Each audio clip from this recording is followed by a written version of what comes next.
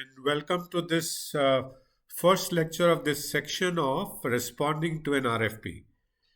As you know, I am your management coach and mentor with 40 years of experience in people development. So, what are we going to do in this section? So, purpose of this section is to give you an in-depth understanding of responding to a request for proposal, RFP for short, including the pricing in the RFP that can help you build excellence in solutions design. So, in this particular lecture, we're going to talk about what is all to be included in the RFP proposal, what would be an excellent RFP, and how to prepare such an excellent RFP proposal and with what tools. And we will give you a quick overview of that in lecture. In the subsequent lectures, we will go into each of the steps.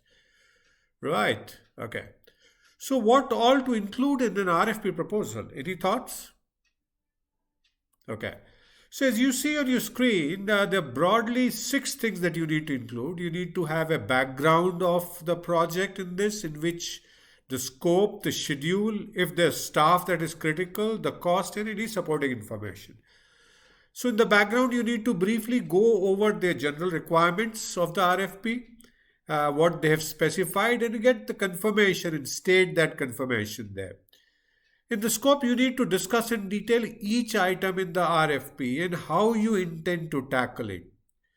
Visualization is a great tool, as we said, so use diagrams to illustrate your configuration. It will probably be the longest section of a proposal and will have several subsections, and that should be good actually. The third section will be schedule. When do you anticipate starting? When would you deliver the solution? How long will each task takes? And you need to, what you do is in this section, make a table of your expected schedule for completing the project with key deliverables. So it's a delivery time, delivery schedule that you have in the schedule section. The staffing section is a optional section. Some firms like to see who will be working on the project. So this is more important for the government projects. So we put resumes here. Who are the key people? What have been they doing? Then their resumes here.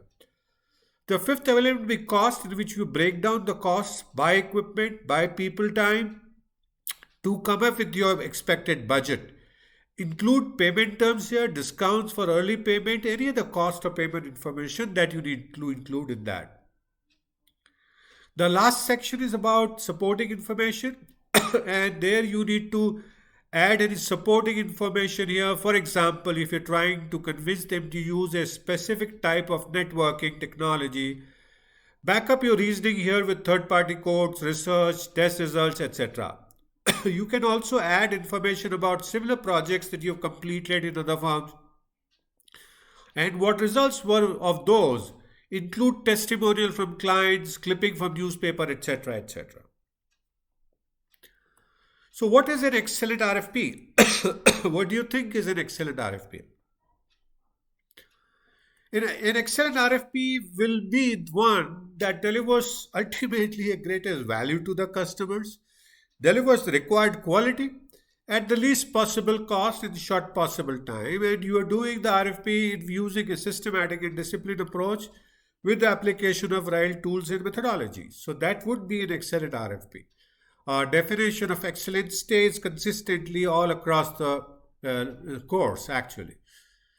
So how to prepare such an excellent RFP proposal? So this is a 6-step process. You start with first establishing what is called a first personal contact with the client who has issued the RFP, and you are supposed to give a proposal against that RFP. You establish the first personal contact. And then you understand the RFP. It's a written document and you may have any questions, and we'll talk about what do we do in understanding RFP. Now, understanding RFP doesn't tell you all about the client requirements or customer requirements. And so there's a whole process, subsection of this process that requires you to understand the requirements in depth, right? And those will be in line with the requirements that we specified in the earlier sections. Then once we have an understanding of the requirements, then we need to develop at the first cut possible multiple solutions on the basis of which you can prepare the proposal. And among those multiple proportions, you figure out one ideal configuration that you will put up in this proposal.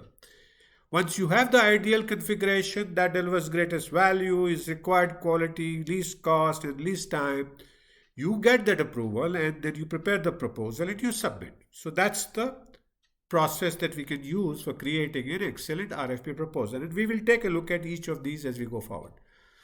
So what do we do in the next lecture? So in the next lecture, we will take the first part of the process, establishing personal contact with the client, and we'll talk about how can you best establish the first personal contact with your client that can help you prepare an excellent RFP proposal. So thank you so much for watching this first lecture on preparing RFP responses and proposals for building excellence in solution design. I hope you're beginning to get an idea of what will be in store for you in this section, and I look forward to seeing you again and continuing to work with you as we go forward.